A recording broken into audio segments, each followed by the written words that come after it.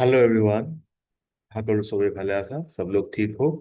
तो अभी से आज से हम एक स्पेशल लेक्चर सीरीज स्टार्ट कर रहे हैं जिसमें इम्पोर्टेंट जीके और करंट अफेयर्स का क्वेश्चन रहेगा। आप लोगों का एपीएससी और यूपीएससी और इस टाइप का गवर्नमेंट एग्जाम का प्रिपरेशन के लिए सही रहेगा। You please go through this series and let me know how do you find it, means कैसा है अभी आप बताना, और कुछ भी अगर आपको टॉपिक चाहिए ऐसा सजेस्ट कर।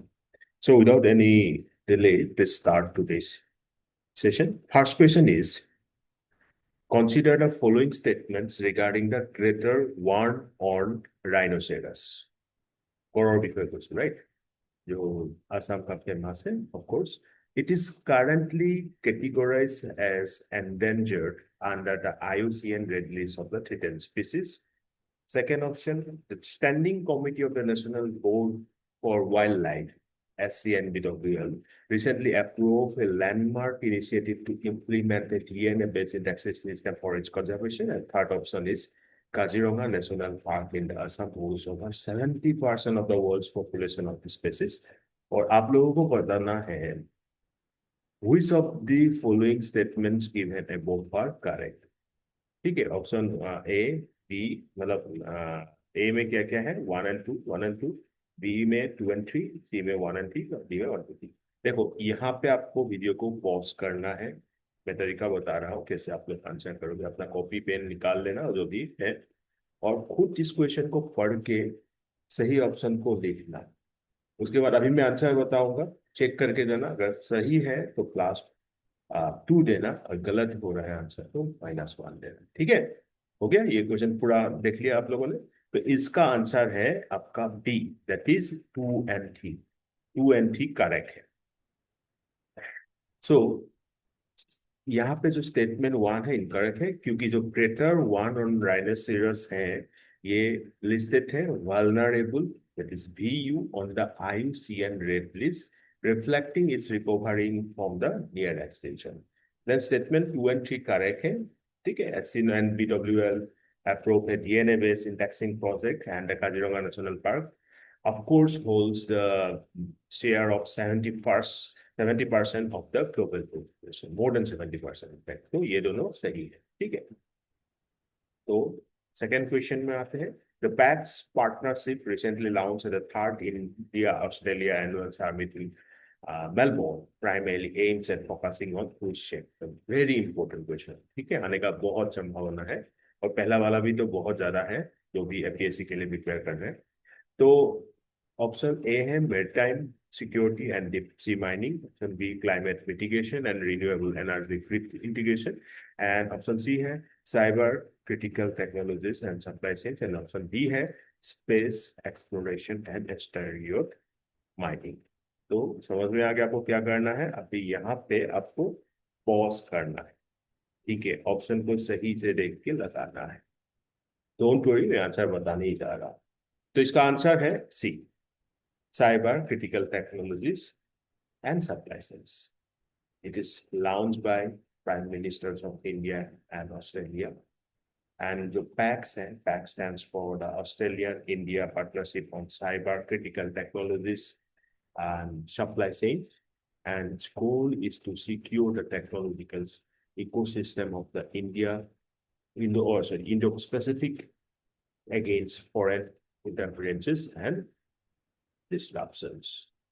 ठीक है, ये हो गया second. Third question, which operational pillar of the India Australia PAX initiative links India's Defence Research and Development Organization, that is DRDO, with Australia's Defence Science and Technology Group?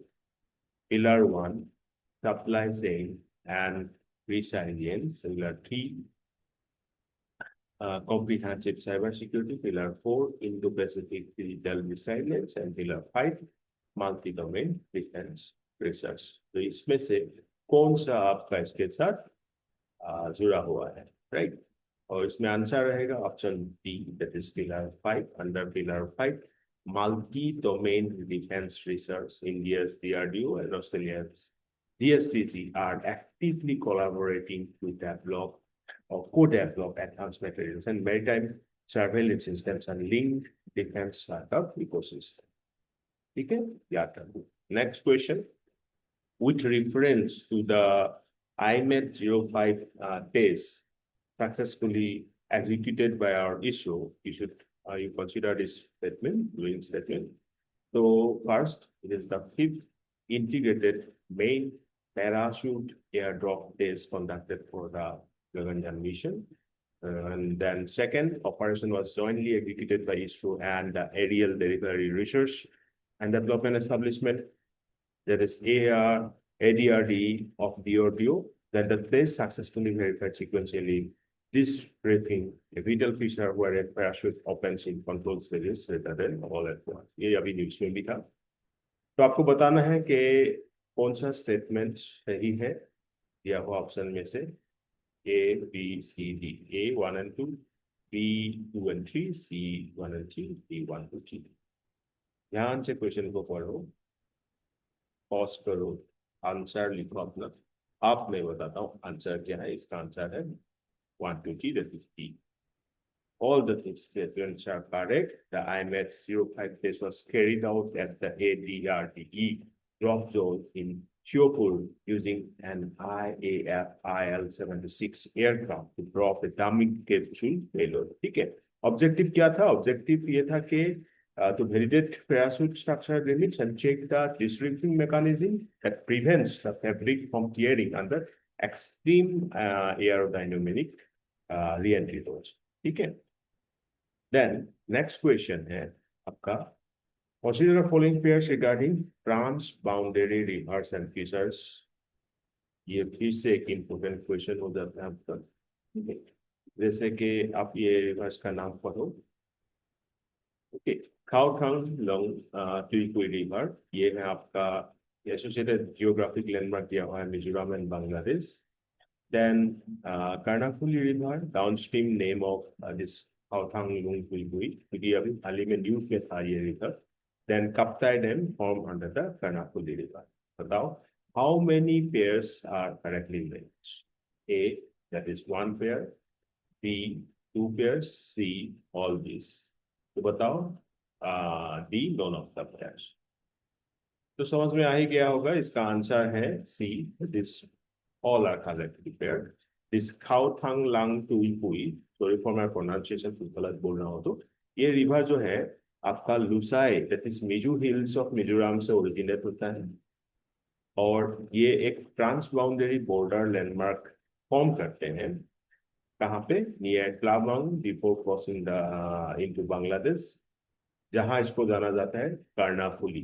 ठीक है, कर्णाफुली रिवर नाम से, नदी नाम से. The Kaptai dam and its reservoir, that is Kaptai lake, are located on this river system in Bangladesh. Bangladesh में इस ये जो डैम है कप्ताई डैम. हो गया. नेक्स्ट क्वेश्चन है आपका. अगेन ये क्योंकि बहुत ही ज्यादा न्यूज में था, आने का संभावना ज्यादा है, तो दिस आप लोग जो मैं ज्यादा इंपॉर्टेंट बोल रहा हूँ, मेरे एक्सपीरियंस के अकॉर्डिंग बोल रहा हूँ, हम लोग को वो स्टार लगा के था. ठीक है. This Khao Lang Tuipui river system is strategically vital in India's Act East policy, primarily because it offers landlocked Mizoram shorter access to fish maritime gateway. Kitwe Port, Myanmar, Chettogram Port, Bangladesh, Mongla Port, Bangladesh, and Kabang Port, Indonesia, और इसका answer रहेगा आपका Chattogram port Bangladesh. ठीक है. ये जो आपका नदी है, रिवर है, ये एकदम क्रूशियल नेविगेशन चैनल के जैसे काम करते हैं for a part of Chattogram. Right. पहले इसको बोला जाता था सीतागोंग इन Bangladesh. Direct trade routes and a proposed transboundary bridge near Labrang aim to grant landlocked Mizoram access to this major maritime gateway. तो इसका आंसर हो जाएगा आपका चट्टोग्राम. नेक्स्ट क्वेश्चन है आपका, विथ रेफरेंस टू टाइफून बाबी. ठीक है, which was recently in the news, सब लोगों ने सुना ही होगा. जो देखो, न्यूज रीडिंग एक बहुत इम्पोर्टेंट हैबिट है. मैं सजेस्ट करूंगा जो भी एपीएससी के लिए प्रिपेयर कर रहे हो या तो यूपीएससी के लिए, या तो इस टाइप का थोड़ा हाई लेवल एग्जाम के लिए प्रिपरेशन कर रहे हो, गवर्नमेंट एग्जाम, तो आप लोग को रोज न्यूज़पेपर पढ़ना है.